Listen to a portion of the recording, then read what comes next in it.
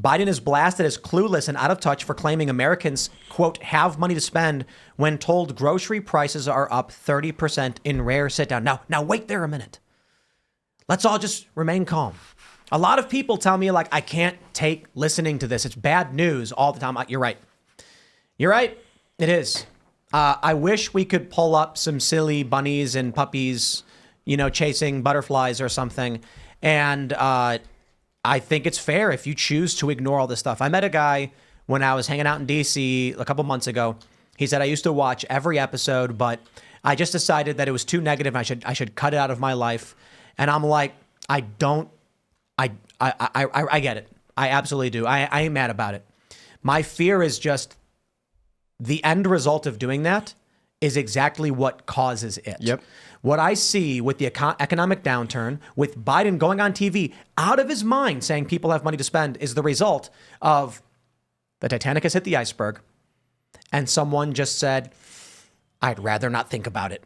And it's like, okay, then when this ship cracks in half, you go down with it. And the rest of us will be, I admit, ignorance is bliss. And for the time being, facing what we're facing and the election in November, we may all be a little bit more tightly wound, but tightly wound with full bellies, because we are thinking about this, we're planning, we're trying to fix it. But the most important thing is, what really frustrates me, when I met this guy and he was like, I used to watch every single episode, but it's just too negative. I'm like, you've given up. And there's bad news all the time. And the people who understand what's going on but keep cool about it are the ones that are working towards reversing it. When you say, I don't want to hear it anymore, you're basically saying, I understand our house is on fire.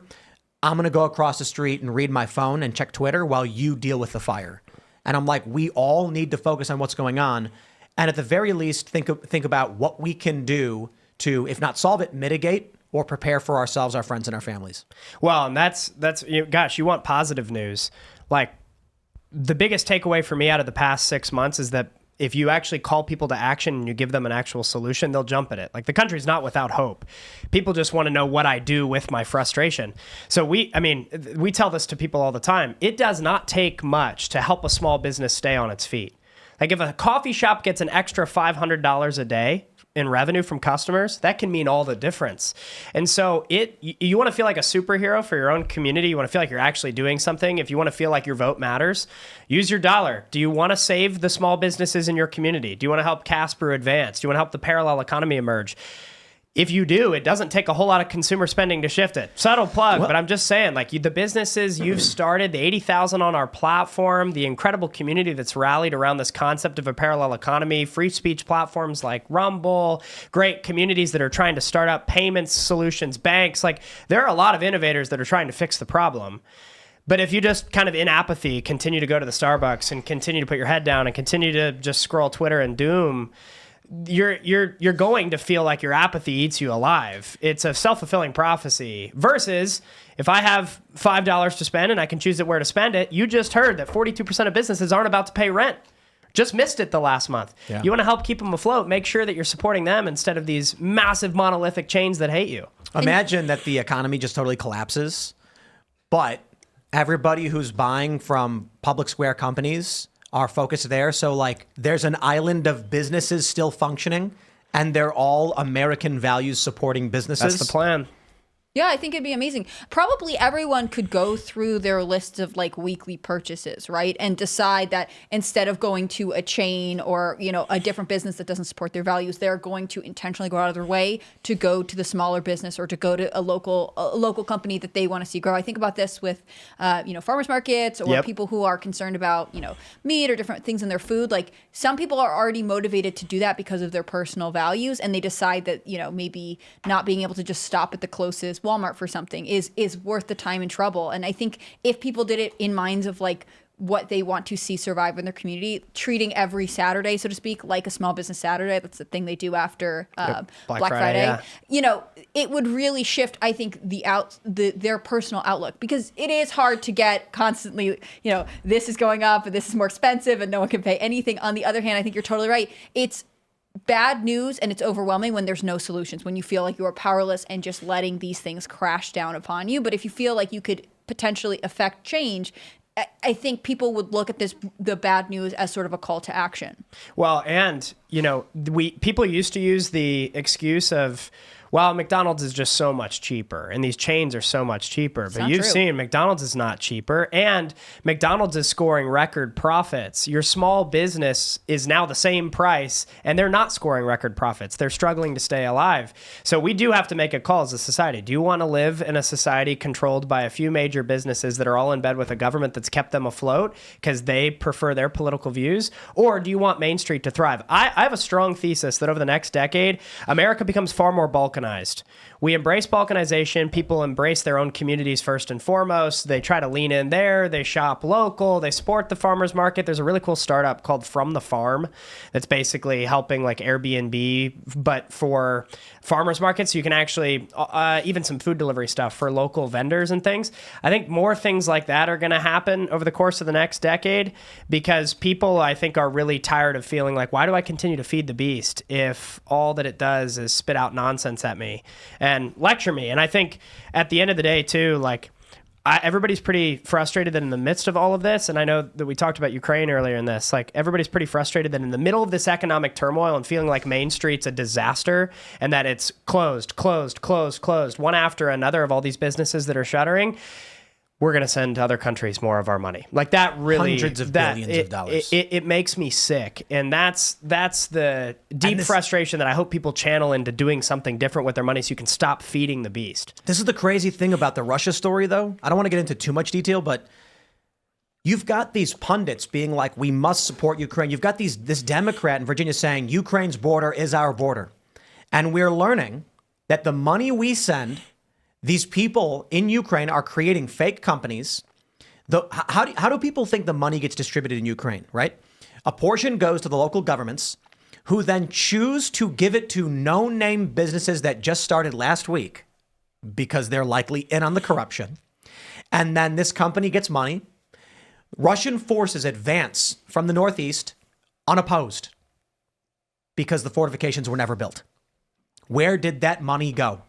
And NPR reported something like $40 million stolen in January. Now we're learning that I think it's something like they reported, I think it was about $175 million in fortifications, just nowhere. We're not supporting Ukraine.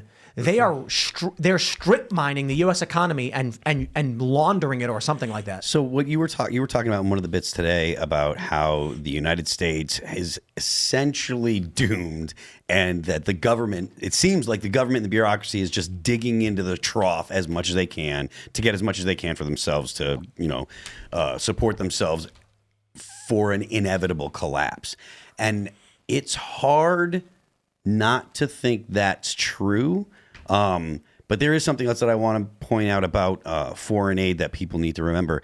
Foreign aid, not only is it inflationary, but also like the point of foreign aid is to get more people using, or to have more people using dollars. So that way it makes the demand for dollars higher, which is inflationary, the demand for dollars would make it deflationary. But it makes people more likely to continue to use dollars and continue to desire to take out our debt. But our debt is the biggest problem we have. It's the reason that we have all these issues here with businesses closing. It all, like, every problem that we have is going to be worse if we don't take care of the debt. So, well, yeah, and you just nailed it. If I'm printing dollars in a way that's inflationary in order to give to countries that'll make us feel good that they still need the dollar, you're not actually solving anything. No. You're just perpetuating the problem further because you're weakening the dollar by making it farther inflationary. Like, it's fascinating to witness the collapse of the United States monetary supply due to its debt more than anything else. Like, our debt to GDP ratio, it's just absurd. You talked about the interest payments we're paying earlier. Like, more than the military now. Oh, yeah. More than the military. Yeah. More than all of the biggest military in human history. Like, the military that has robots that shoot missiles that are controlled from the other side of the planet. We spend more money paying for the interest on our debt than we do for that whole military, with aircraft carriers, nuclear weapons, planes that are invisible to radar, and all that stuff. And we still pay more just for the interest on the debt. It's the third highest expense line. And what happens if we default?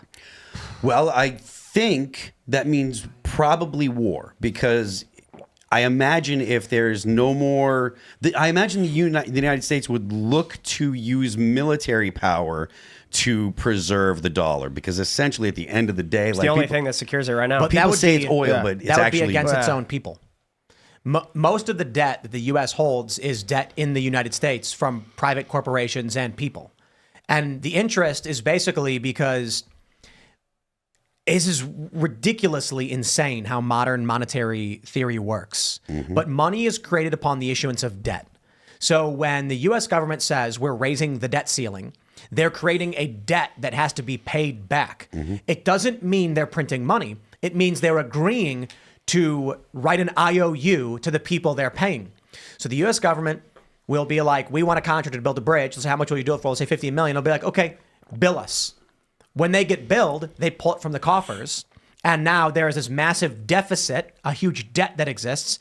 If they don't pay it, that means a whole bunch of U.S. contractors, companies, private individuals don't get paid. Government employees don't get paid. And yes, many foreign contractors as well. And then the countries that are holding U.S. debt, thinking that it's going to be worth something in the future if they hold on to it, they've already been realizing for the past 10 plus years, it's not going to be worth it, because the U.S. is moving towards insolvency. By 2033, NPR reports Social Security is gone. And then... Yeah. Thanks for watching this clip from Timcast IRL. Make sure to check out the live show Monday through Friday at 8 p.m. on this channel. Subscribe and we'll see you all there.